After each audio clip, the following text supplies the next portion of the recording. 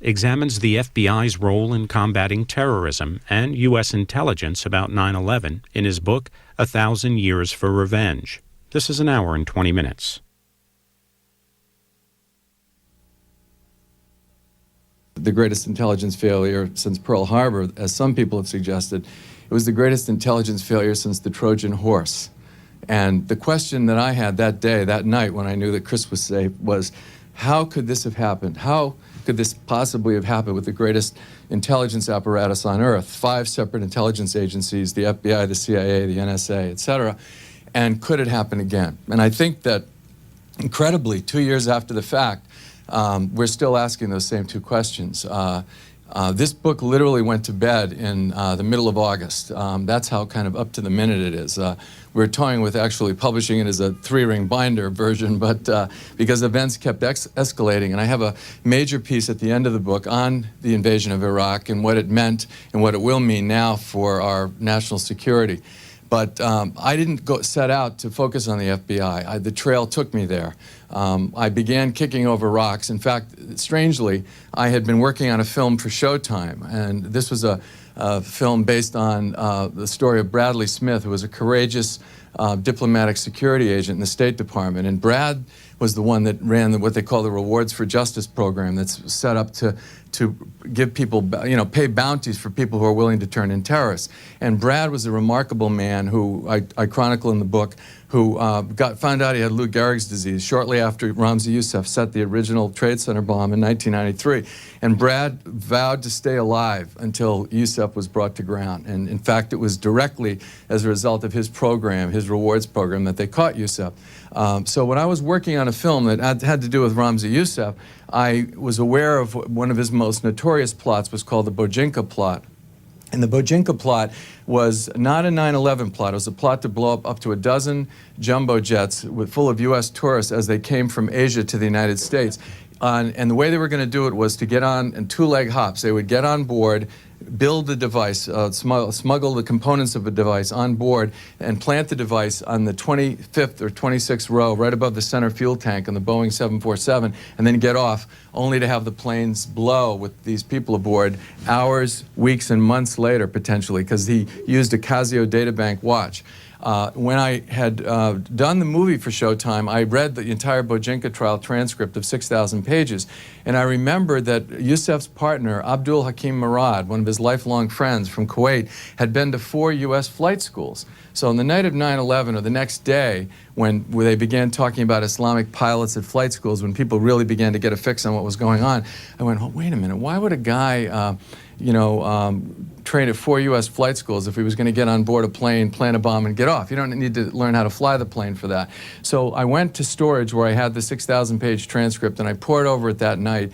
And sure enough, I found that Murad in 1991 and 92 had been to flight schools in Schenectady, New York, New Bern, North Carolina, Red Bluff, California, and near San Antonio, Texas, and gotten his commercial pilot's license. So that's when the wheels started turning for me, the investigative reporter. I started kicking over rocks, and my first zone of investigation was the Philippines, because that's where Youssef was essentially unraveled. His 4-year terror spree pretty much ended in Manila. He was ultimately captured a month later in Islamabad, but Manila was the center. So I went to the Philippines, and I was able to get the most extensive interview ever with Colonel Rodolfo Mendoza. And he is this brilliant Philippine National Police investigator who interrogated Murad over 67 days in 1995. And when I met Colonel Mendoza, he began to, you have to get the trust of these people, and little by little he kind of opened up, and he told me a story that it was incredible. He said the night of 9/11, he was in northern Philippines, where he has his office now, and he was filling out a routine report, and this is 13 hours ahead time zone from New York City.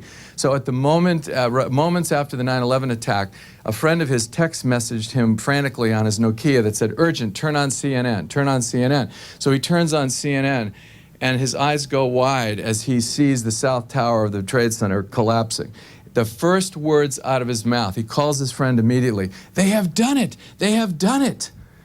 They have done it. In other words, you knew about this ahead of time, Colonel Mendoza? Not only did we know about it ahead of time, we told the U.S. Embassy in Manila all of this in April of 1995. I came out of the Philippines that day, and a few days later, and it was perhaps one of the most dangerous things I've ever done, because the day I left, 14 people were killed by an Al-Qaeda-related bomb in the southern Philippines. Virtually every building at that point, every store I went into, there was an armed guard. Colonel Mendoza, we just to go up to meet Colonel Mendoza, we had a bulletproof car with a special armored driver, and we circled Manila for like an hour early in the morning to make sure we weren't being followed. And he gave me over 200 pages of formally classified documents. In fact, I shipped a set of them to a friend of mine here in Santa Barbara, just in case somehow they were, somebody picked them up at customs as I came in. And as I began to look through these pages, my jaw began to drop. And it was the first in a series of stunning revelations to me that, in fact, this plot, this 9/11 plot that Ramzi Youssef had conceived and was ultimately executed by his uncle Khalid Sheikh, was thoroughly in motion in December of 1994. They had 6 targets chosen, including on both coasts of the United States, including the World Trade Center, the Pentagon, CIA headquarters in Langley, a nuclear facility, the Sears Tower, and the Transamerica Tower in San Francisco were the original targets. They had 10 Islamic pilots in 1994 training in U.S. flight schools.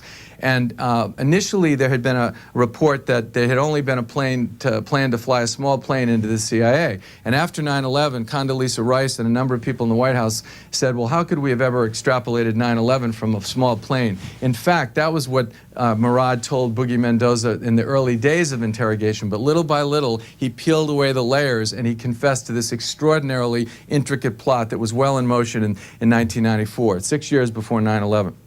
So then, when I had that information, I said to myself, well, could they have stopped Ramzi Ahmed Youssef in the fall of 1992 as he built in Jersey City the 1,500-pound ammonium nitrate fuel oil device that he planted on the B2 level between the Twin Towers? And it was his original intent, we now know, to actually have the Tower 1 collapse into Tower 2. He told the FBI after his capture that he wanted to kill 250,000 people. That was his intent. He wanted a Hiroshima-like event. And when he did not achieve that, in fact, he literally, after that, after they escaped from the garage after he planted the bomb, he stood over in Jersey City on a bench and looked over at the towers burning, the North Tower, and basically was very upset that he had not achieved this goal. And that night, and this is something I found in my research, that night from Kennedy Airport, he apparently called in a coda to the original threat letter that was typed on the computer of one of his conspirators.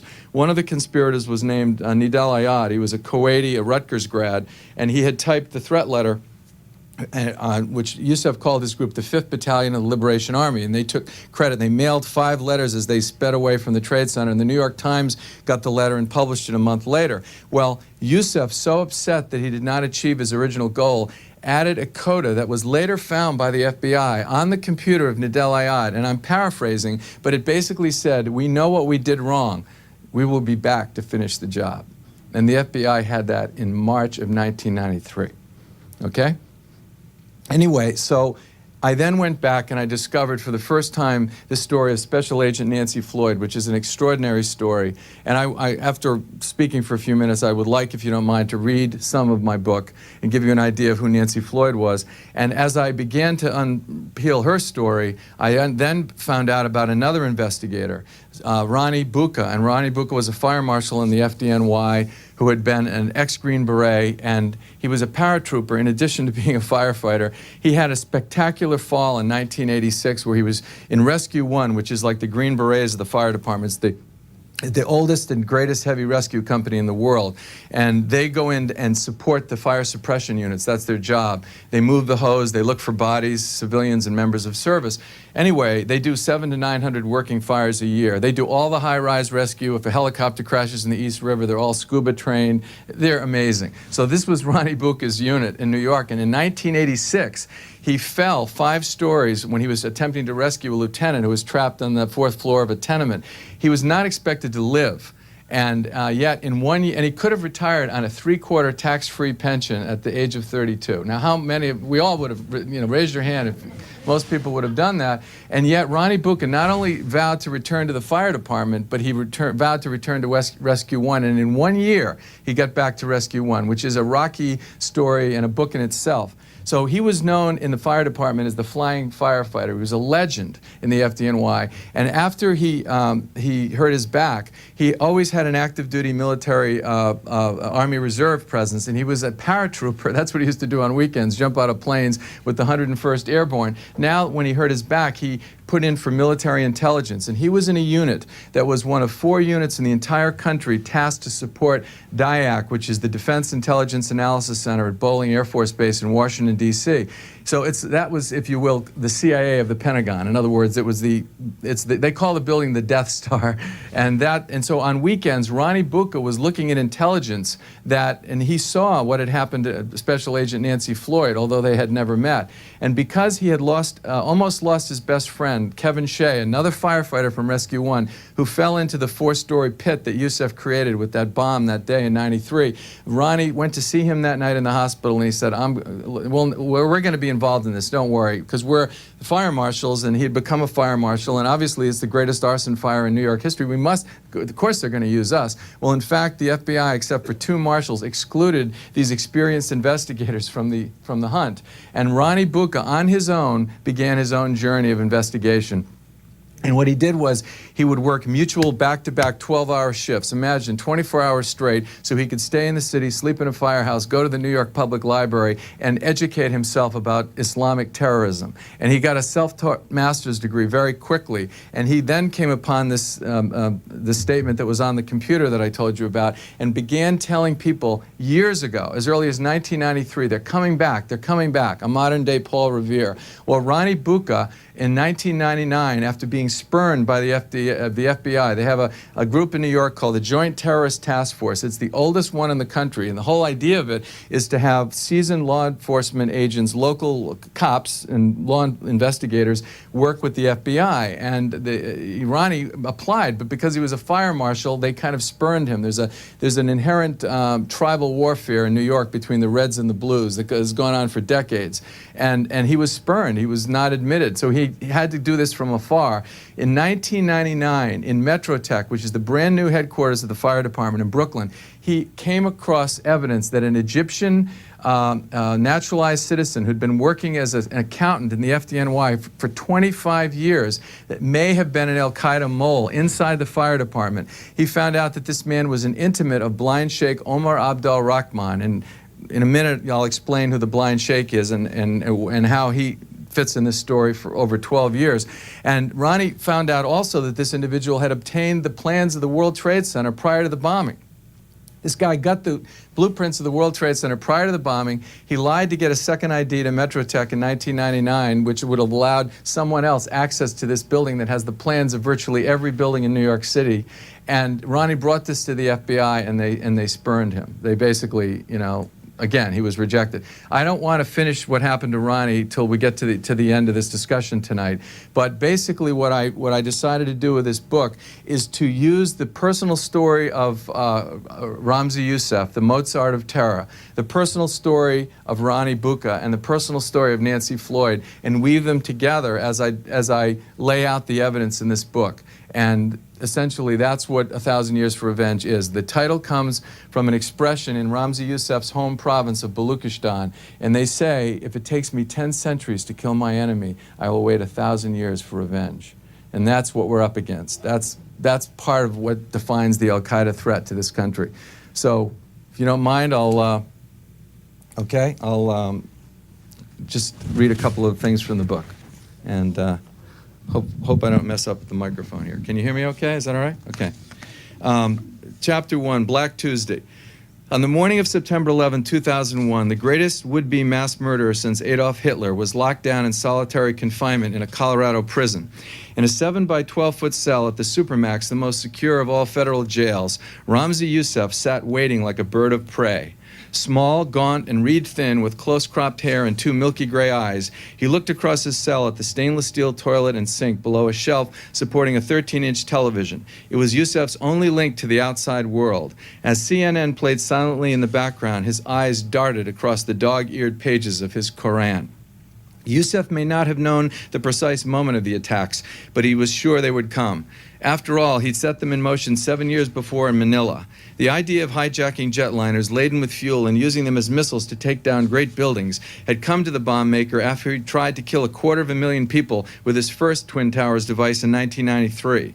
He'd gone on to plot the deaths of President Clinton, Pope John Paul II, and the Prime Minister of Pakistan, while hatching a fiendish plot to destroy up to a dozen jumbo jets as they flew over American cities. But his most audacious plot involved the return to New York to finish the job he'd started in the fall of '92. In one horrific morning, suicide bombers trained as pilots would take the cockpits aboard a series of commercial airliners and drive them into the Trade Center, the Pentagon, and a series of other U.S. buildings. Now, just before 6:45 a.m. Mountain Time, as Ramzi Youssef sat in the Supermax reading the Quran, he heard muffled noises on the cell block. Inmates shouting. One of the prisoners down the corridor had been watching CNN and now he was screaming. A guard rushed to his cell, went inside, and saw the devastation. He yelled, "Some plane just hit the Trade Center." Youssef quickly looked up at the black and white TV above his head. Eyes wide at the sight of the North Tower burning, he turned up the sound and heard the voice of an eyewitness. "I just saw the entire top part of the World Trade Center explode." Youssef rocked back, amazed himself at the execution of his plan. He stared at the news footage of racing FDNY engines, terrified evacuees and bodies dropping from the towers. Then from the battery, a camera captured UA-175 slamming into the South Tower. Another onlooker described it as a sickening sight, but Youssef, the master terrorist, saw it as the culmination of a dream and the end of some unfinished business. He dropped to the floor, bent over, and gave thanks. "Praise Allah, the merciful and the just, the Lord of the worlds. We thank you for delivering this message to the apostates." Now we cut to Nancy Floyd. I could not have made this up. Where she experienced 9/11, I could not have even conceived of this as fiction. She had come within weeks of breaking Youssef's bomb cell in the fall of '92, but her investigation had been shut down by a bureau superior in New York. Now, just before 9 a.m., as she drove west across the George Washington Bridge on her way to an off-site surveillance assignment, Agent Floyd heard a report on her car radio about an explosion at the Trade Center. She hit the brakes. Dozens of cars in front of her skidded to a stop, and traffic on both sides of the bridge ground to a halt as the morning commuters all heard the news. Nancy shoved her gun into a holster on her belt, threw a jacket on, and got out of the car. She quickly crossed the center median and moved with dozens of other onlookers to the south side of the bridge. Down the Hudson River, at the tip of Lower Manhattan, smoke billowed up from the North Tower. Nancy listened to a radio broadcast from a nearby car. It was still early in the attack, and the onlookers around her were speculating. Are they sure it's a plane? Maybe a gas leak. Standing there, though, on the bridge, the 41-year-old special agent from Texas knew in her gut what it was: an attack by Middle Eastern terrorists, and not just any attack, but one hatched in the brilliant but deadly mind of Ramzi Youssef. Minutes later, UA-175 roared across the river from New Jersey. For a moment, it looked as if the 767 was pointed toward the Statue of Liberty in New York Harbor. Then it turned to the left and slammed into the upper floors of the South Tower. Back in 1992, through Imad Salem, an Egyptian informant she'd recruited, Nancy Floyd had come so close to the men around Youssef she could almost smell them. By then, Ramzi Youssef was hard at work in an apartment in Jersey City building the 1,500-pound urea nitrate fuel oil device he would plant on the B2 level between the towers. Now, Nancy watched those towers as they burned, knowing that though he'd been in federal lockup since 1995, this was somehow the fulfillment of Youssef's plan. For Agent Floyd, it was a vindication, but she took little comfort in the thought. Her attempt to expose the first Trade Center plot had almost ended her career. Only now, years later, she'd begun to recover. She'd put in for a transfer to a small FBI regional office in the far west. Her request had been granted, and now Nancy was only 18 days away from leaving New York. Long ago, she tried to bury thoughts of Youssef in the '93 bombing, but now she couldn't stop thinking about him, especially after a call she'd received that past August from her old informant, Imad Salem. He'd been in the Federal Witness Protection Program ever since testifying against the cell around Youssef and Sheikh Abdel Rahman. Largely on Salem's word, the blind sheikh had been convicted of a plot to blow up a series of New York landmarks, including the tunnels leading into Manhattan and the very bridge that Nancy Floyd was now standing on. But years before, Floyd had been prohibited by the Bureau from taking Salem's calls or even discussing the details of the original bombing with him. In all the years since, even when Salem had been diagnosed with cancer in 1998, Nancy had never broken the silence. Then, a few weeks before 9/11, she was working an FBI undercover assignment when Salem sent word that he wanted to talk to her. They never connected. so she never heard what he had to say. Now, as she stood watching the towers burn, Nancy felt a cold throb at the base of her spine. Could Ahmad have been calling to warn me about this, she wondered? She would never know.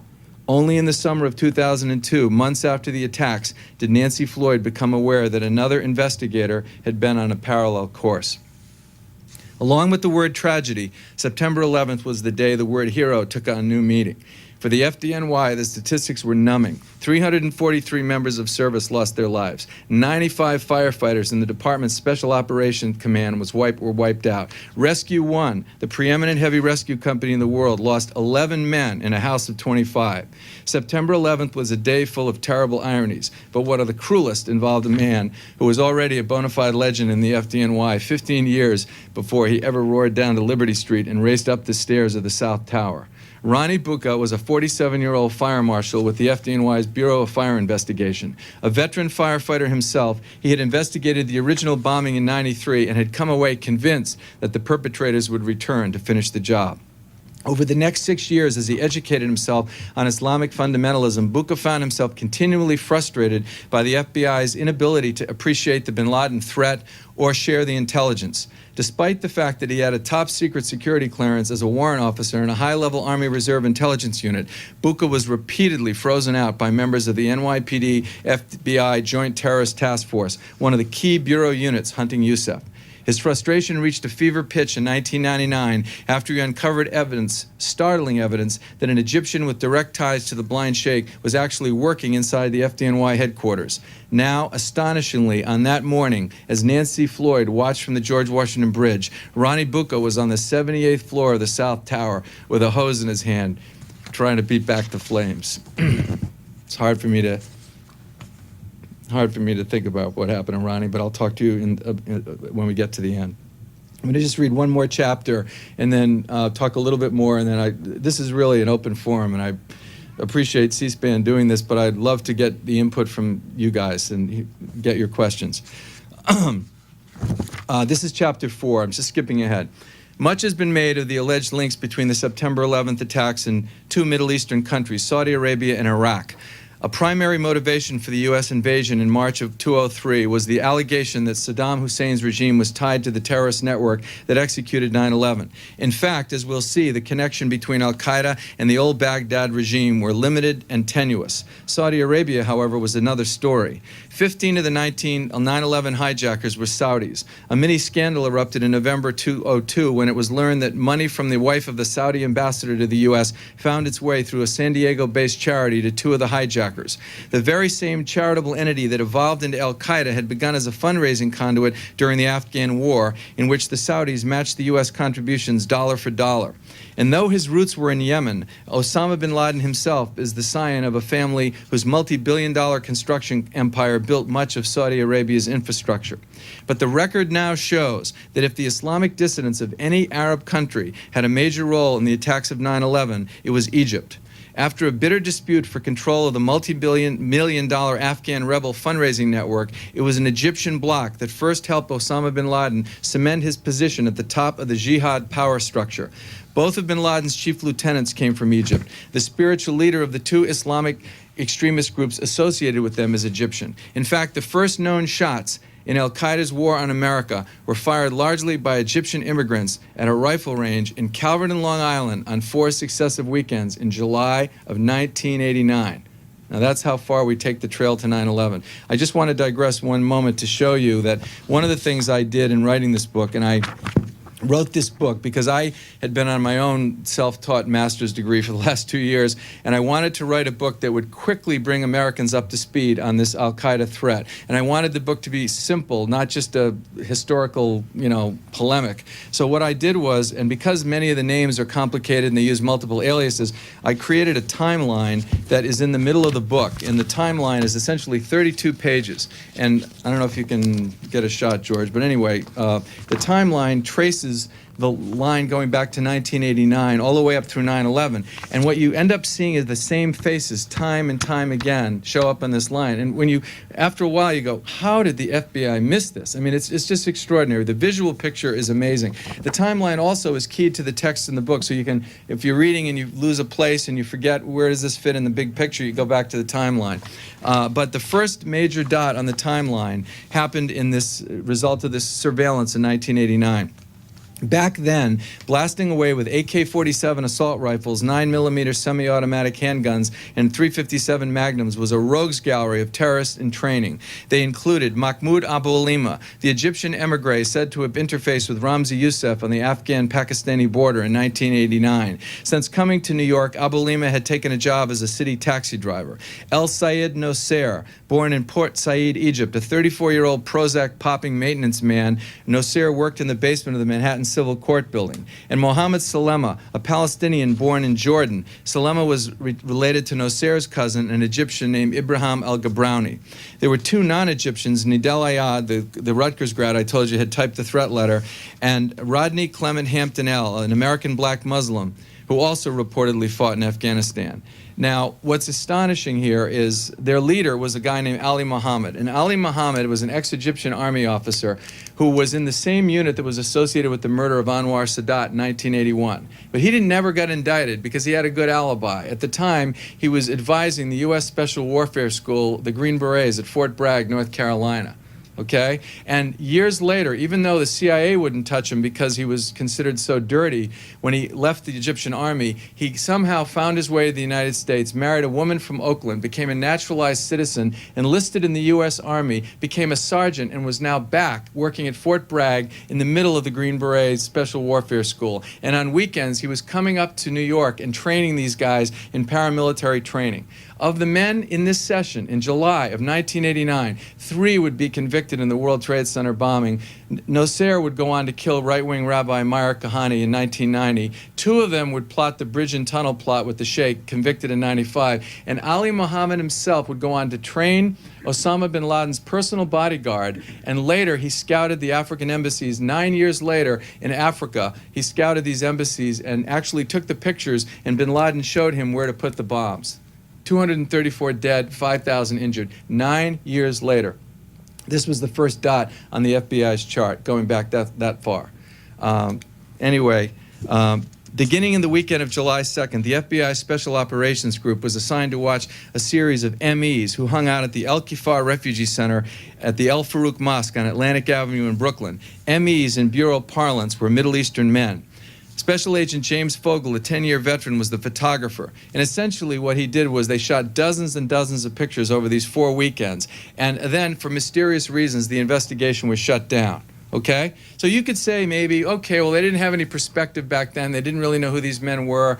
As mysterious as this was at the time, you could say, okay, let's let it go. But then, cut to November 5th, 1990. Rabbi Kahane is in a ballroom at the Marriott Hotel on Lexington Avenue. He's just finished a speech when suddenly El Sayed Nosser, posing as a Sephardic Jew, rushes forward, shoots him twice in the neck with the same 9mm that he trained with at Calverton, rushes out into the street. A gun battle on Lexington Avenue ensues. They happen to be a postal worker. He fired a shot. Nosser is wounded. They rush Nosser and the rabbi to Bellevue Hospital, to the trauma unit, where they're worked on in parallel stalls.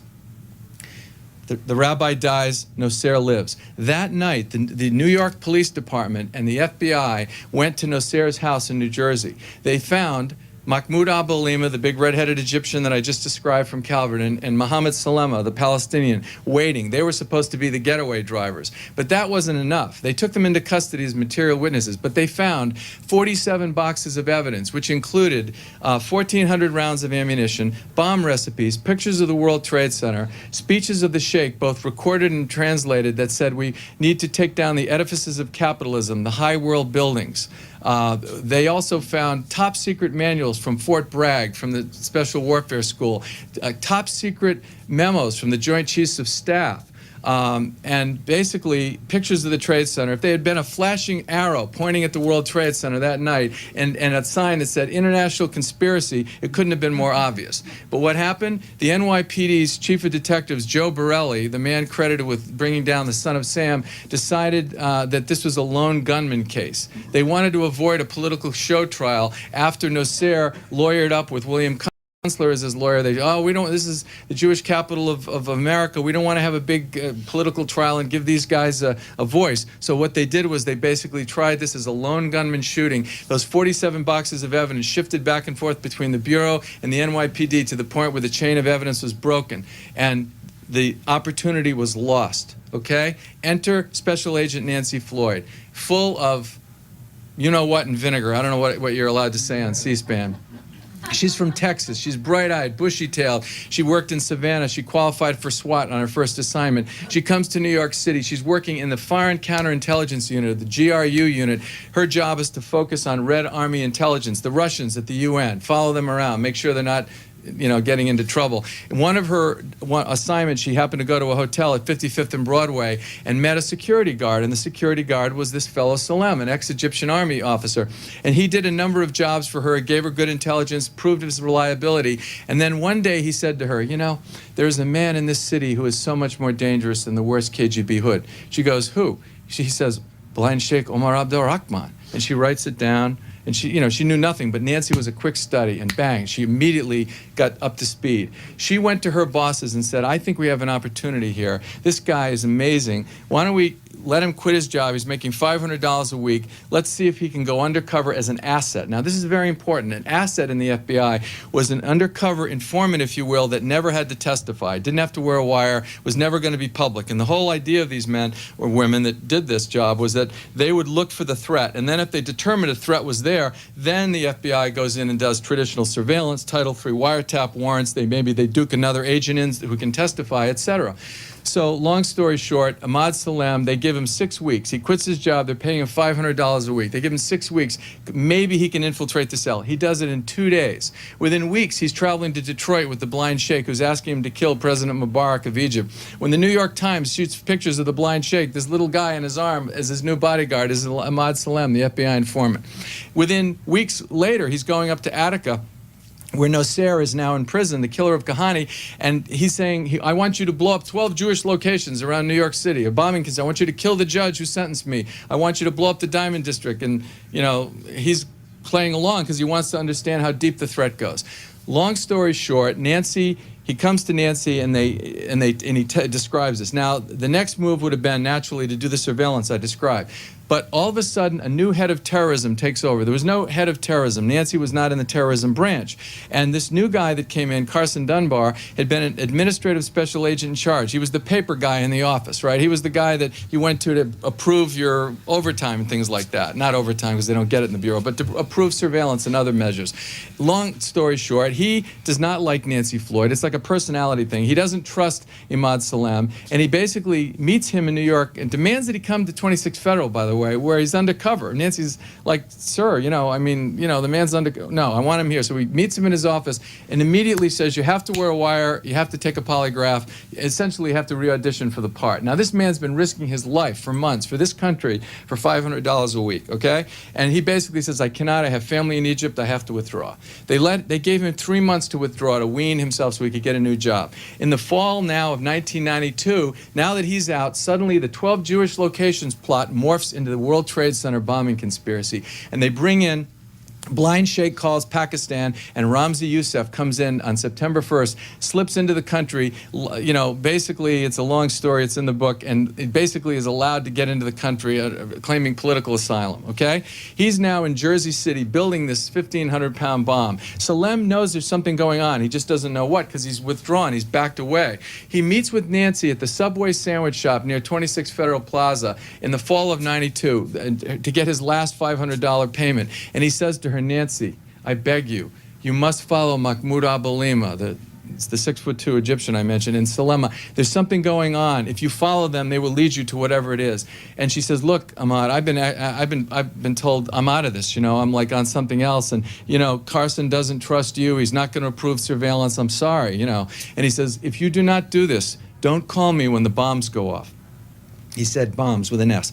The night after the bombing that killed 7 if you include the unborn child of Monica Smith, and injured 1,000 and basically did $500 million in damage to the Trade Center, the FBI frantically brings Ahmad Salem back into the fold. And they end up paying him $1.5 million to do what he could have done for $500 a week in the fall of '92. And he sets up in 2 months an undercover operation that stings the Sheikh and 11 others in the plot to blow up the bridges and tunnels. In 2 months, they could have done the exact thing in the fall of '92. And if they had, because Ramzi Youssef designed 9/11, they would have stopped the original Trade Center and they would have stopped 9/11.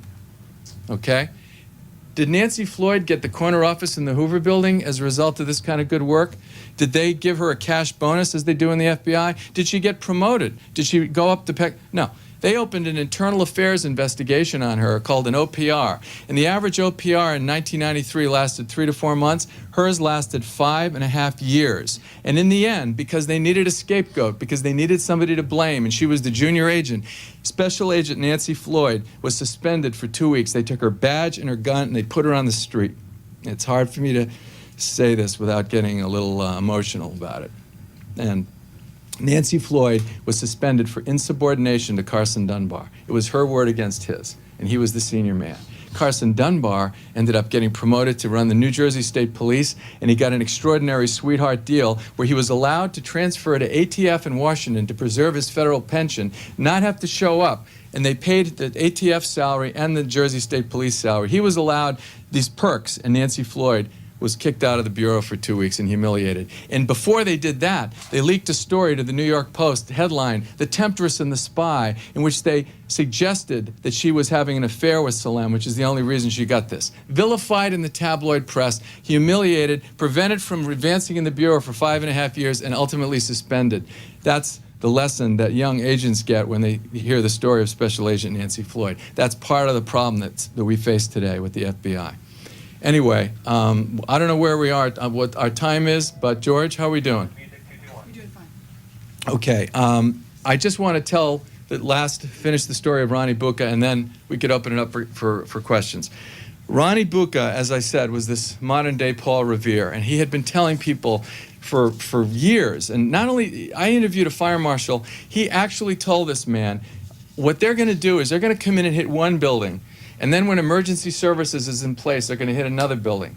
And one of the problems with the loss of life of the fire department on 9/11, the reason it was so catastrophic, was the timing of the attacks.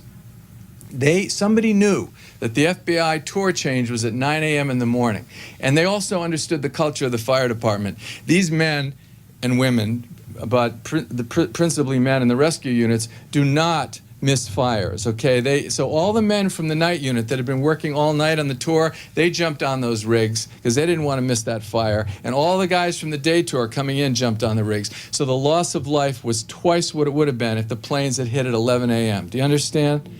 Okay? Somebody knew how the fire department worked. So here's Ronnie Bucca in the fall of 1999, having been spurned by the Bureau, having told everybody they're coming back to the point where people are laughing at him. Oh, come on, Ronnie. That building's locked down so tight, Janet Reno couldn't get into the basement. What are you talking about? Mark my words, they're coming back. He said it to the point where a month before 9/11, he, on his own time, went and talked to one of the security guys. Are there any new means of entrance or egress that say could come into this building? That's how beautifully obsessed Ronnie Bucca was, okay? Now we're at September of '99, and for 9 months they allowed him to work at Metrotech, this new headquarters, focusing on terrorism. And one day he's in a cubicle in a bullpen doing some paperwork, and these other two fire marshals are talking about this accountant who claims he lost his ID. Ahmed Amin Rafai. Something's wrong. This guy claims he's lost his ID. Now, Metrotech is this incredibly secure building where you have to swipe your ID at every floor to get in, because they have, as I said, the plans of all the city buildings. So this guy Rafai had been working there for 25 years, claimed he lost his ID on the PATH train to New Jersey. Now, when you lose your ID, you have to tell the fire marshals immediately. It's like losing a platinum American Express card, okay? So the fire marshals look at this, and there's nothing wrong about the timing, etc. And they asked him if he filed a lost access card report, which you're supposed to, and he claimed that he did. The next morning, they came in and they found a lost access card report filled out, signed by the name of a fire marshal who was on vacation at the time, the date of the signature. So he forged a lost access. He went to a lot of trouble. And they're talking about this, and Ronnie, and one of the marshals said to the other, yeah, he was an Egyptian. And Ronnie's like, did you say Egyptian? You know, because Ronnie had been studying blind Sheikh Omar Abdul Rahman, the Egyptian cleric, and he knew about Calverton in '89, he knew about Nasser, he knew about all these events that I've described for you tonight. So he said, would you mind if I helped out on this? No, come on, Ronnie. So they go and they get the video, and they look at the video, and they find out that not only is the guy lying, he claimed he wasn't in on a certain day, he actually snuck in, he had the ID in his wallet, and he moved up against the card reader, against the wall of the building, and passed in front of it, and that's how he got in. So they caught him in like almost a dozen lies. He lied about his children, he lied about where he was from, he lied about his date of birth. It just was weird. It didn't sink. So Ronnie went to interview his boss, Kay Ellis Woods, who's now deputy commissioner, assistant deputy commissioner, and he said, was there anything unusual about this guy? And she said he was kind of like a ghost employee. He would always come in late, he would take all the overtime, all the days off, and you know, I find him asleep at his desk sometimes, etc. But anything else? No, I can't think of anything. So Ronnie's about to leave, and she goes, wait a minute, there was that time with the blueprints. And he goes, what? She goes, yeah, we were moving some old file cabinets, and the inspectors had been in this area, and we were just tossing out these old plans from different old buildings in the city, and I came back from lunch, and he was rifling through the dumpsters, and he asked me if he could take the plans. What were the plans, says Ronnie? The blueprints of the World Trade Center. So Ronnie then went into overdrive and began looking at this guy, and somebody at the FDNY had said, you know, we saw him once. There was a picture of the blind sheikh, the video, the TV. We saw this guy in the crowd. So Ronnie, not knowing if he was just a little pea in the side of a shot with 100 heads, went up to Channel 7 and Eyewitness News in New York, called in a favor from a Sicilian buddy of his who was an editor, and the guy gave him like a half a dozen cassettes, and he didn't even begin to think that he would see the guy. On the fourth cassette, he sees this guy, Ahmed Amin Rafai, on the arm of the blind sheikh, leading him through a crowd, whispering to him like he's his handler, like he's his bodyguard. This guy, to give you an idea of the blind sheikh was in Afghanistan, as I said, helped bin Laden take over this network, came to New York City, and I believe participated in the murder of another Egyptian in order to take over this El Kifah Center in 1991, which became an Al-Qaeda outpost in New York. Then he plots to blow up the bridges and tunnels around Manhattan. When he's in jail, he was still running the El Gamma Islamiyah, one of the most virulent Al-Qaeda-related terror groups in the world. This is the group that killed the 58 tourists in Luxor in 1997. Men, women, and children slaughtered. Their bodies were cut open, and by then the sheikh was in prison, and they inserted leaflets inside their bodies that said, "Free the blind sheikh." This will give you an idea of who Sheikh Rahman was, okay? Now here is this man, an employee of the fire department, on the man's arm, whispering in his ear. Ronnie has proof that he's lied to get a second ID, and he obtained the plans of the Trade Center. Wouldn't you think the FBI would be interested in that? Keep in mind that in 1999, while this is happening, Khalid Sheikh Mohammed is now in Hamburg, Germany with Mohammed Atta and Ramzi bin al-Shida, and they're perfecting the 9/11 plot. They're moving forward with it. What could have happened if the FBI had focused on this, looked at the Sheikh's relationship to bin Laden? Could it have opened some more doors? Okay? We'll never know, because the FBI basically blew Ronnie off. They blew him off a second time. The second time on 9/11, I want to tell you what happened. On the morning of 9/11, something he'd prepared his whole life for, one of the marshals described, he said, it sounded like a dumpster hitting a pothole. And they were at Manhattan Base, which is where the fire marshals are, which is 15 blocks north of the Trade Center. Now, the fire marshals are not fire suppressors. He didn't have to go into that building, but he ran up to the roof, he saw the smoke, and he knew. And his boss, Jimmy DeVries, actually senior to him, and they jumped in the car, lights and sirens, down to Liberty Street. Now, Liberty Street is the street below the South Tower, where 10 and 10 is, 10 engine and 10 truck. By then, they had already exited, and they were fighting the flames in the North Tower. Just as Ronnie and Jimmy get out of the car, put on their turnout coats and their Cairns helmets and their boots, boom, the UA-175 hits the South Tower. Ronnie Bucca knew those towers like the house he grew up in. And he said, we're going. And even though Jimmy was his boss, he followed Ronnie because he knew. So Ronnie takes the stairs 2 at a time. He's in great shape. Jimmy is almost exhausted. He gets to the 51st floor. He's virtually dead. A woman happened to come down named Lynn Young, badly burned from the 78th floor, and Jimmy took her down, literally, as he's taking her out through the corridor. Bodies are dropping left and right. He gets her to safety, okay? Now, Ronnie Bucca, and we know this because of tapes recovered, and the New York Times actually had a story in August of 2002, Voices from the 78th Floor, in which they describe Ronnie Bucca and a battalion chief named Oriel Palmer as having gotten up to the 78th floor higher than any firefighter in either building that day. They had charged a standpipe hose, they had pressure, and they were fighting the flames when they died with their boots on. After his remains were discovered a month later, and by the way they discovered who he was is he had his gun with him, he had his firearm with him because he was a marshal. He had taken his Nomex turnout coat off and he had placed it over some people to protect them from the flames. Many of the other firefighters were identified because their bodies were intact because of these coats. Ronnie was identified with his weapon. I'll say no more. His widow, Eve, incredibly courageous woman, brings herself to go down to clean out his locker, finds this file, The Towers, his beautifully obsessive file that he had kept for years. Like, you know, Paul Revere, they're coming, they're coming. In it, she finds the FDNY face sheet, the report on Ahmed Amin Rafai, this Egyptian. She brings it to the Bureau, to the FDNY, reminds them. Then they send it to the FBI a second time, and a second time the Bureau blows them off. This is after 9/11 now. Understand this, okay?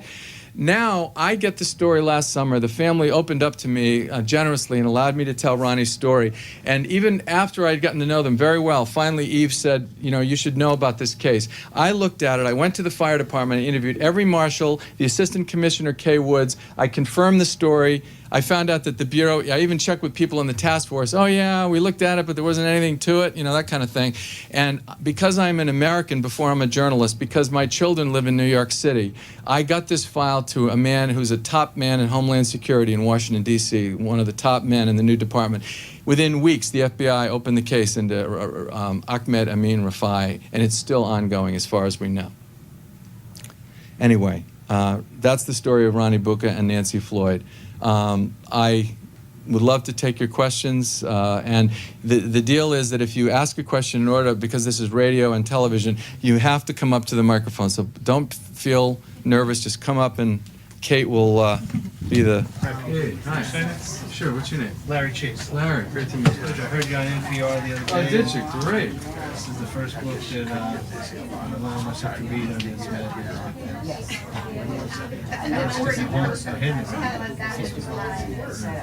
No, you got to get angry now because now 2 years is too long, you know, and they're going to come back. I'm telling you, they're going to come back. It's not a question of my mind. So you're ready. Thank you. Okay, man. Thank you. Good work.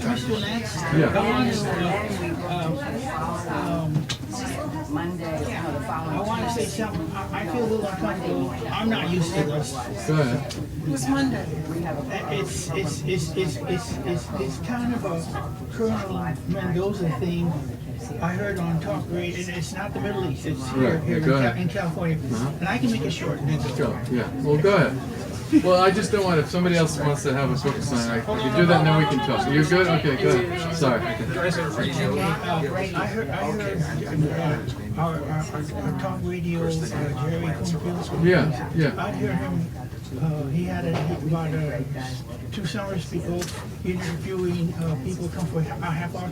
The guy he interviewed stayed only 15 minutes, and he's talking about the Sandinistas or bringing in soldiers to start a revolution against our country. And I wanted to say this to you on the show, and then the guy left. Take one of my cards and maybe check my website. I'd love to talk to you. I'll be happy to talk to you about it. Sure.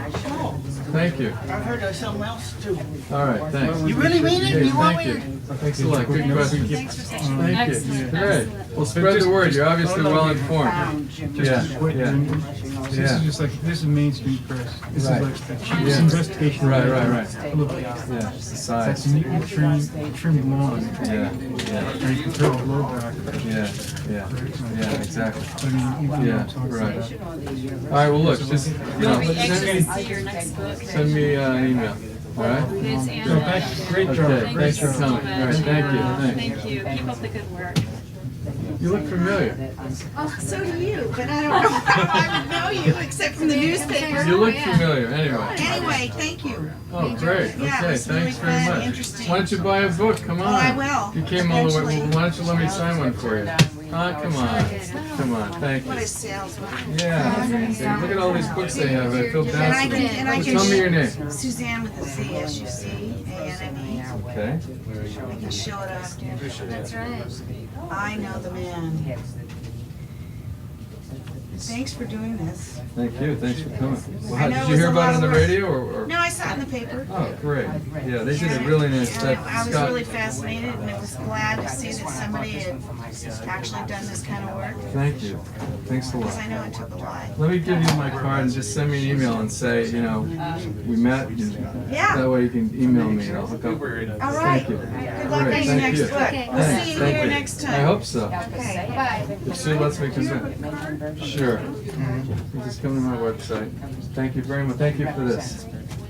So should I sign it to you? Would you mind? I'd love to. Now, I put him to the full title page, is Just that do- okay? Yeah, that's fine. I think It's just people a will signature. prefer that, don't they? The collectors like that, I know. don't they? Just Do you have shove it those to little the side. stickers at Yes, some I point? do. Okay. I usually stick them like right in here. On my leg. The space. Yeah. Make sure I didn't look back. These are the ones that are down, I'll put them down here. Yes. Don't panic, I won't mix them up. Have, I can repeat. What was the question? oh yeah. In one of his radio interviews, you mentioned Flight 800, and so Peter will elaborate on that. There are two sections of my book, lest you think I'm a wild-eyed conspiracy theorist. There are two sections of the book that I deal with the bombing in Oklahoma City and the TWA 800 crash. And I treat them, I say in the book that there's circumstantial evidence in both cases. I don't have anywhere near the weight of the evidence that I do on the general body of the road to 9/11. But the circumstantial evidence is so extraordinary in these cases. TWA 800 was a flight that took off from JFK bound for Paris on the 17th of July, 1996. The night it took off, just months before it took off, Ramzi Youssef was on trial for the Bojinka plot that I described, I told you about. And the Bojinka plot was the plot to actually smuggle on board the innocuous components of a bomb trigger, essentially. He would get on the plane, put the pieces together. One involved a Casio watch that could be set up to a year in advance. He had a shaving kit with a diluted nitroglycerin looking like it was contact lens cleaner, had some wires, 9-volt batteries, and he broke the bulb on a penlight flash and exposed the pig's tail, stuck it in with cotton into the nitro, which became nitrocellulose, a high explosive, set the timer, put it into into a shaving kit, and stuck it under the life jacket cushion and wrote 26K of a Boeing 747 that was bound from Manila to Cebu City in the southern Philippines and on to Narita in Japan. He did this test bombing on the 11th of December of 1994, just a couple of months before he was captured. And sure enough, he did not place it far enough ahead, so it did not blow the plane, but it killed the individual that was in the seat, just cut him in half, and the plane almost crash landed. So he knew this would work, okay? Now he was going to do this times 11. They were going to have up to 11 jets. His uncle Khalid Sheikh Mohammed,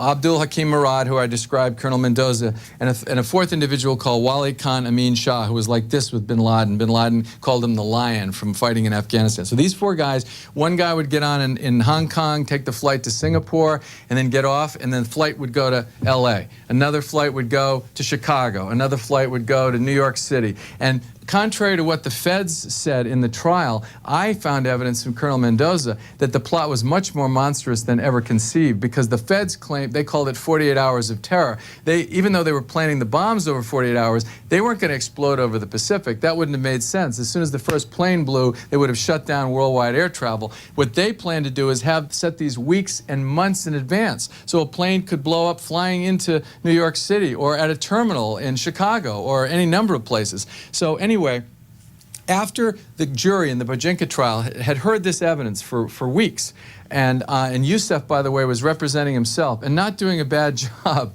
for a non-lawyer, but he, you know, the weight of the evidence was against him, and the case was turning against him. On the very eve when the interrogation of Colonel Mendoza of Murad, describing what I told you about the various aspects of the Philippine Airlines test bombing, on the very eve that evidence was going to be introduced in trial, TWA 800 exploded, blew out of the sky, no warning, okay? And the next day, of course, they moved for a mistrial, okay, which the judge refused to grant. But when the FBI, and they immediately suspected terrorism, when the FBI began examining the records pulled out of Long Island Sound, they assembled 95% of the plane at Calverton, Long Island. Ironically, the same place that in 1989 the guys have been firing. There was a hangar there. They put 95% of the plane together, dispelling the missile theory that you had heard that might have been a friendly fire missile. And in fact, though, found nitroglycerin, PETN, a high explosive, and RDX all over the plane, especially in the carpeting along the 25th row of the plane. Now, how did the FBI, which eventually ended up rolling over and siding with the NTSB, the NTSB always wanted to make it a mechanical issue, and they ended up, in the absence of any evidence, physical evidence of that wreckage, decided to say there was a spark in the fuel tank, of the center fuel tank, that caused the explosion. It was like the single bullet theory in the Kennedy assassination. They had a theory and they fit the evidence to meet the theory. In the absence of that, though, the FBI rolled over. You know what the FBI's explanation was for why the high explosives got on the plane? They said there was a test by a cop in St. Louis with a bomb-sniffing dog at an airport 5 weeks earlier, and somehow the bait, if you will, was spilled and somehow contaminated the plane. Well, first of all, the guy used a zigzag pattern. The bait does not spill. The bait has integrity to it. And in fact, he told the FBI the places they found the explosives were nowhere near that. Second thing was that we now know, and this is some information I found since my book has come out, we now know that that police officer that did that test did it on an empty 747, as you can imagine. He's not going to do a test with a bomb-sniffing dog on a flight that's, well, when he finished his test, according to his log, 20 minutes later, the flight that became TWA 800 took off, which meant that that flight was fully catered. The crew had been on board for half an hour at least, and half of the passengers were on board at least. Yet he swore that he did it on an empty plane. There was an identical 747 at gate 50. In fact, it was the sister, almost the sister plane to this one. It rolled off the Boeing assembly plant only 2 planes before the flight that became TWA 800. And this guy, to this day, says he told the FBI he couldn't be sure if that was the flight. So I then interviewed Kenny Maxwell, the supervising special agent in Calverton, who said to me, Peter, it gnaws at me to this day. We found RDX on the aft cargo curtain in the cargo hold. Even if they did the bomb-sniffing dog on that flight, the dog didn't go into the cargo hold. We never found the 10th cargo door. We found 9 doors, suggesting it was blown. We found distress on the skin of the plane, suggesting an explosion of some kind. It eats at me to this day. I said, well, why didn't you pursue this? He said, we were told to shut it down. Shut it down. You're spending too much money on this investigation, and you're pulling too many men away from the war on terror investigation, essentially. Irony of ironies. I believe, personally, Ramzi Youssef communicated to his uncle, Khalid Sheikh Mohammed, who was going to be one of the Bojinka perpetrators, and had a device placed at, and if not Athens, where the plane came before New York, an earlier location. And we now know from the Joint Inquiry Report, and another astonishing thing in my book, is that the feds actually used a mob-made member of the Colombo Mafia family who was in a cell next to Youssef to try and sting Youssef. They set up a patch-through calling system where Youssef could make outside calls, and they were going to monitor him. Well, Youssef turned the tables on them and was able to make unauthorized calls. The Joint Inquiry found that one of them was to his uncle Khalid Sheikh Mohammed. Could he have not said, the trial is not going well, uncle? Let's see what you can do. And he would have achieved 3 things with that bomb. Ego first, and Youssef had a massive ego. I mean, massive. Second thing, he would have potentially gotten a mistrial. And the third thing that they did achieve was that between Oklahoma City and TWA, for almost 2 years, they sapped almost 1,000 agents of the Bureau and diverted attention away from the real hunt that should have been focusing on Osama bin Laden. Brilliant strategic move, and I believe it's related to Youssef. Yes? Do we have a, how are we doing on time? It's okay? Okay. What is your theory as to why the 1,000 Years of Revenge was directed against America rather than some European countries where the Crusades originated and were enacted? Is it because of our strength and world position that it would have so much greater impact than if they were to, do the same thing in London or Paris, Rome? That's an excellent question. Did everyone hear that question? Why America? If you're going to have a jihad against the West, why focus so much on America? Well, remember now, there had been a number of bombings in Europe over the years, in the 80s and 90s. I mean, and there are some people that believe that when there were a number of very violent incidents in France, that the French essentially got together and made a deal with some of these terrorists to keep it off of French soil, there's a theory that one of the reasons the French refused to allow U.S. flights to overfly France when President Reagan attacked Gaddafi in Libya was for this reason. But don't forget, there was Pan Am 103. There were, in Lockerbie, Scotland, there have been a number of incidents not directed to the United States. But one of the things I talk about in the book, and one of the great tragedies, is what they call in intelligence circles blowback. And blowback is the unintended consequence of a covert operation.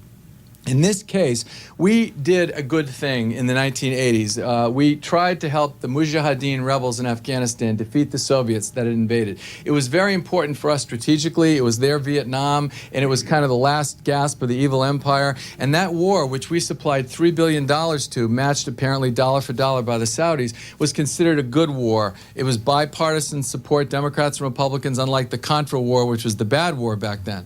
Well, anyway, unfortunately, when the theater of operations ended and the Russians were dispatched, the Mujahideen rebels were, had this incredible training. They had 500 Stinger missiles that had come from the United States. There were at least what they call 14,000 Afghan Arabs, non-Afghans who had come from, there were blue-eyed Chechens, there were black South Africans, there were Filipinos. This was the Spanish Civil War of Islam, if you will. Only as a writer pointed out, after the original Spanish Civil War, people like Hemingway went to Paris to write books, and these guys decided to focus on America and blow things up.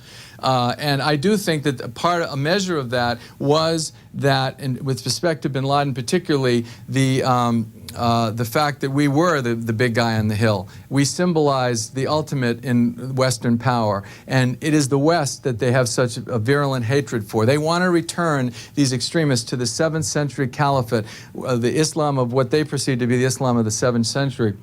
And we represent, tolerance, freedom, women's rights, other things that are anathema to them, and they focus on the United States with great ferocity. And as I say in the book, and my last chapter is all about Iraq, I believe that the danger has increased since the invasion of Iraq, and I'll be happy to discuss that if you want. But I think one of the things I do in my book is I point out that there is little or no evidence of a connection with, and the president even admitted this a few weeks ago, that between Saddam Hussein and Al-Qaeda with respect to 9/11, little or no evidence. Yet now that we've decapitated the dictator, there's evidence that Al-Qaeda people are infiltrating Iraq and aligning with the Ba'ath Party. So the threat to America is actually, I think, greater. And it's not just my opinion. Colleen Rowley, the courageous lawyer from the Minneapolis office who was put on one of the Time Magazine Persons of the Year for standing up to Director Mueller, Colleen Rowley wrote a letter to him February 26th of this year, and she said,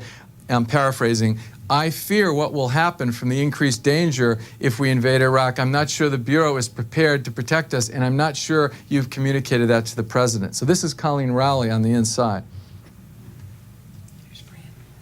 Fran? Hi, mine is a follow-up question then.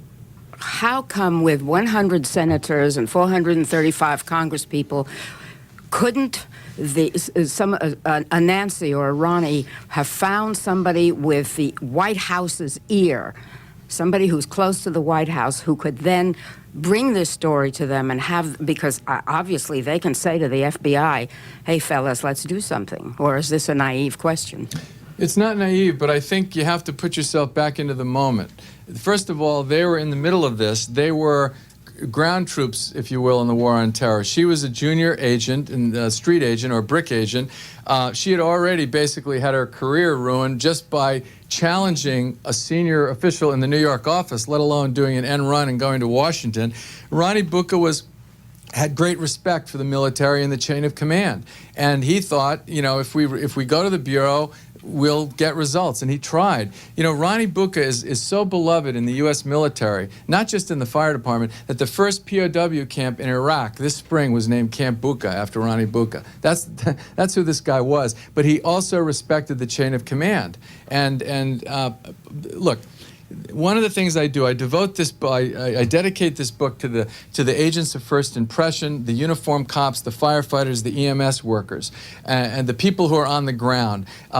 Continually, this is not an attack on the FBI. This is an attack on the institution of small-minded management in the FBI. There's an incredibly bifurcated system in the Bureau that you get to a certain point, you get to GS-14, and if you want to advance, you just can't be a street agent anymore. You can't stay in your area of expertise. If you love terrorism and you want to stay in it your whole career, but you have a family and you have to make some more money, you have to raise your hand, put in for management, and then you move from Washington to a field office back and forth, and you move up the food chain, and forever after that in your career, you're management. You're not a street agent anymore, and you're judging the work of other people who are on the front lines. Now, Carson Dunbar may have had the best of intentions, but he had no terrorism experience. He hadn't been in the field in years, and apparently was threatened by Nancy forthright attitude, and did not trust Salem. Salem even said he's treating me like a raghead.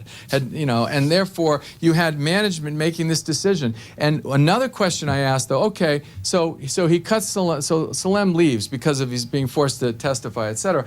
Why in the fall of '92, when they're begging Nancy and she's communicating this back, why didn't they do the surveillance? I mean, you can't believe how visible Ramzi Youssef was. In the fall of Salema, the little Palestinian driver, had 3 traffic accidents. At one point, Youssef was injured, put in the hospital. He's using an illegal phone card, charged $18,000 of illegal phone charges to order the chemicals for the bomb from the hospital. There are calls from Mahmoud Abu Alima, the big redhead, who the FBI had searched his apartment 2 years earlier. There are calls on his home phone from the Trade Center to Ramzi Youssef's bomb factory on Pamrapo Avenue in Jersey City. I mean, in retrospect, when you go back and look at it, it's astonishing. If they had just done basic Title III wiretap warrants, they would have had these guys. Another amazing thing is that Youssef, when he slipped into the country, came in with a guy named Mohammed Ajaj. And Ajaj was designed to be the smokescreen, okay? By the way, these guys travel first class. They pay for everything in cash. Youssef was a high liver. I have a whole chapter about Manila. I call it the lounge lizards of terror. He and his uncle were out every night with bar girls, peeling off the, living high, okay? At one point, Khalid was infatuated by a young female dentist who he bragged that he took private aircraft a lot. So he actually hired a helicopter one day, and they flew over and buzzed this woman's office, and he called her on his cell phone and waved at her. I mean, this is the kind of stuff these guys were doing while they're plotting mass murder, during the day. Well, anyway, so Ramzi Youssef and these guys are, so visible. It was just extraordinary. Ajaj comes in with Youssef, and he has a suitcase full of bomb books, videos of suicide bombings. He's got 7 passports, I think it was 7, maybe 5. And one of them is a Swedish passport, in which he's got his picture crudely pasted over a blue-eyed Swedish person, and because they intended for him to be caught. And as soon as they grabbed him, he's screaming, yelling, making a big noise. Ramzi, meanwhile, slips in and asks for political asylum, even though they both flew in. Now, here's another case, and I have like 7 instances in this book where women almost broke this plot. Not just Nancy Floyd, but I'll tell you about a couple of others. There's a female INS agent who says to her boss, "This guy is wrong. He came in on the flight with that other guy we just arrested. I think we should detain this guy. There's something about him I don't like, blah, blah, blah." They've got the same ID from the same center in Tucson, Arizona, and the guy says, "Look, he took the last bed at Varick Street. That's it. Just let him go. Give him a walk-in 240 form." So give him and she said, "Sir, are you serious?" Yeah, boom. And so Ramzi Youssef, "Welcome to the United States, Mr. Youssef. You have an asylum hearing on such and such a date." "Oh, I will be there. I will be there." Right. Okay. So in December now, after Youssef misses his hearing, understand he could be grabbed at any minute. He's an illegal alien. They could grab him at any second. Okay. Ajaj, who was then arrested, is in federal jail in Otisville, okay? He's in federal, lockup, and he actually makes a petition through his court-appointed lawyers to get his books, his bomb materials back. And he and Youssef are talking to each other through a burger joint in Texas. They're using the two-way calling feature on Pac Bell, and they have a guy in Texas at a burger joint. They're calling there, and then the calls are being forwarded to Ramsey at the bomb factory in Jersey City, and they're using codes to discuss it. And Youssef says, I need those manuals. Can we get the manuals? So he has, Ajaj from prison has his lawyers petition to get the manuals, and the judge grants them the manuals back, to get the manuals back. Now, did anybody in the Bureau think to show up at that hearing and protest or monitor that? Because if they had then monitored him in prison, which they were allowed to do without a warrant, they would have had him talking to Ramzi Youssef as he built the World Trade Center bomb. I mean, there are a dozen of these jaw-dropping things in this book that when you read them, you are not going to believe it. One of the biggest problems is the FBI has been lionized by Hollywood, by, Ephraim Zimbalist Jr., the G-men. And we have this vision of the FBI as this invincible crime-fighting force. When you read this book, it will make you angry, it will make you afraid. And the whole purpose of this is to channel that fear into results. Call your congressman, call your senator, and make sure that the Bureau reforms before the next one. That's my whole purpose in writing this book. Hi. First of all, thank you for your courage in using your talent to put together this book. It's amazing. Secondly, do you feel there's an impact on the fact that the bin Laden family, after 9/11, was detained for a week and then escorted out of the country? And do you think there's an impact on the fact that the bin Laden family has so many networks and relationships amongst American business and institutions? Yeah, that's a great question. My next book is going to involve an individual who I treat in chapters 21 and 34 of this book, Harry Ellen. Harry Ellen, if you go to my website, peterlance.com, and you go to the upper left corner, you'll see a story in today's New York Times, yesterday's Washington Post, and the AP in the last 2 days about Harry Ellen. Harry Ellen is this extraordinary individual who was, his grandfather, step-grandfather was Jewish, but he converted to Islam in the early 90s and began an initiative into Palestine, to Gaza, to try and bring medical aid to the Palestinians. And the FBI actually piggybacked on that and invested some money for intelligence reasons so they could, keep track of what was going on. Well, Harry ended up having a falling out with his control officer, and it's a long story, but the guy basically threatened to blow his cover with the Palestinians. Now, look at all the brouhaha over just blowing the cover of the ambassador's wife, who is, not to take anything away from her, but she's inside an embassy. This guy is meeting with Hamas, the Islamic Jihad, and these terror groups, in order to get safe passage for Jewish doctors to go over there. And an FBI agent, according to Harry, threatened to blow his cover and did blow his cover, okay?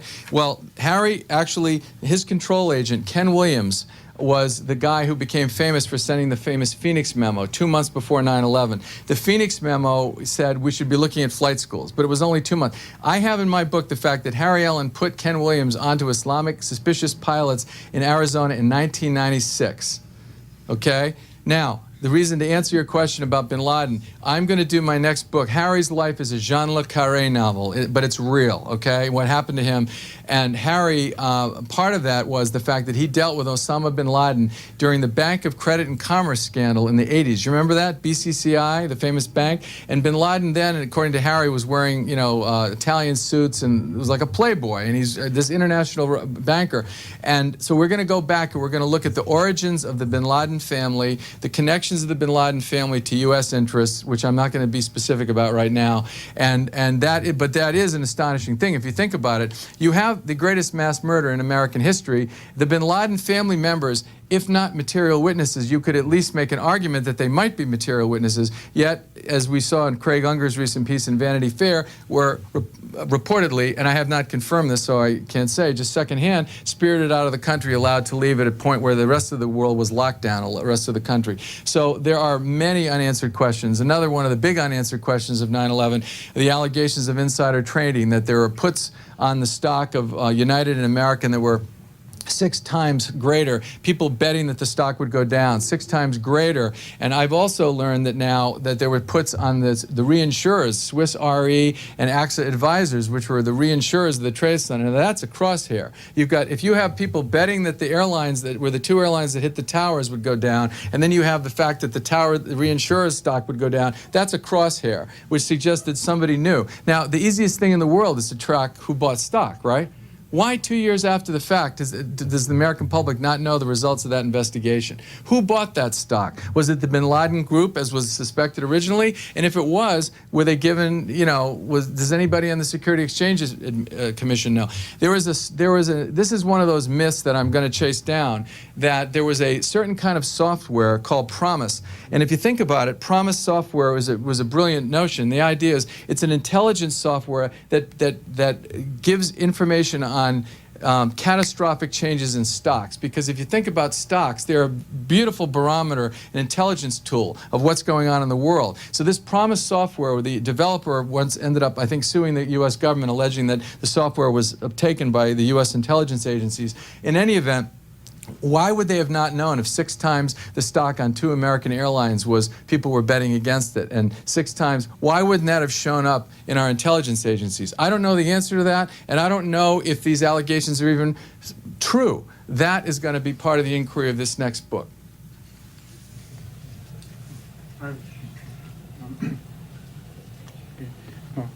Thanks again. I really respect what you've done here. From what I've heard about those put options, the profit was never claimed, but I'm sure you'll investigate that those put options never claimed. But anyway, I just have a few questions here. I've read that there's a relationship between the Pakistani CIA and our CIA, and that the head of the Pakistani CIA wired Muhammad Atta, the lead hijacker, $100,000 the week prior to 9/11.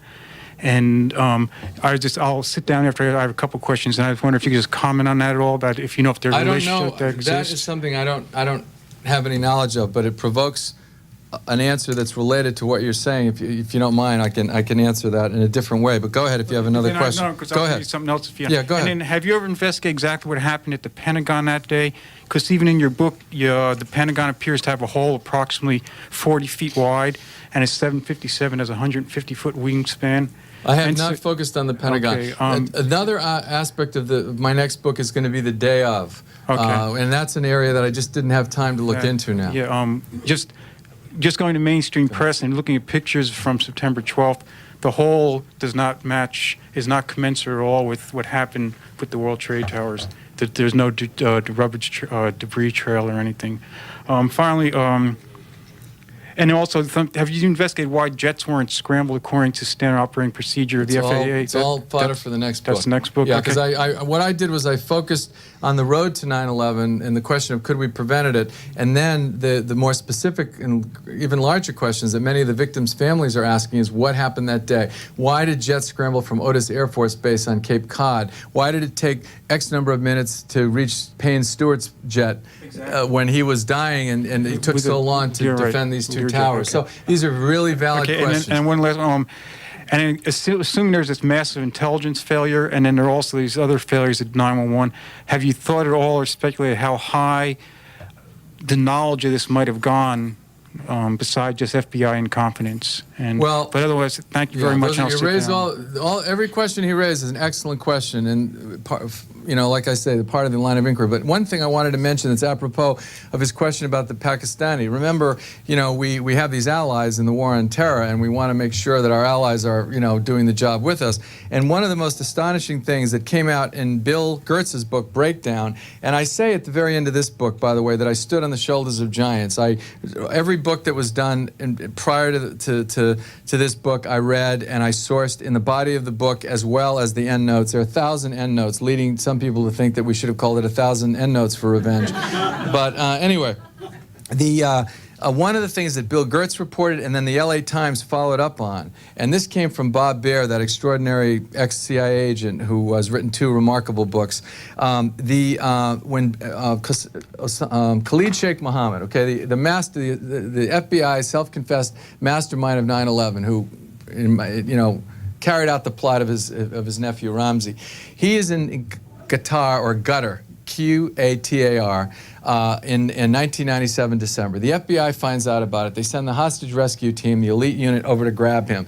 And the Qatari officials say, wait a minute, let's go, and we want to make sure where he is, and we'll just wait here, we'll call you. Well, they cool their heels, and by the time they got there, he was gone. He'd been spirited out of the country. One of the individuals that reportedly spirited him out of the country was one Abdullah bin Khalid al-Thani, Abdullah bin Khalid al-Thani, who was described originally as a wealthy Qatari businessman in Bill Gertz's book. The LA Times, which has done some remarkable reporting, advanced the story this spring and astonishingly reported that Khalid bin al-Thani is actually a minister in the Qatari government.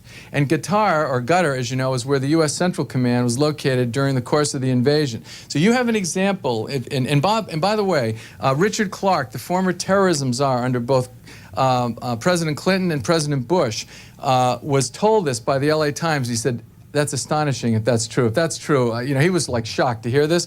So you have a situation where we are invading a country based, according to what was told the American people, that not only did they have weapons of mass destruction, but they were allied with bin Laden in the attacks of 9/11. And much of the support of the American people in that invasion was a result of thinking, we're going to help crack the 9/11 plot and bring down Al-Qaeda, right?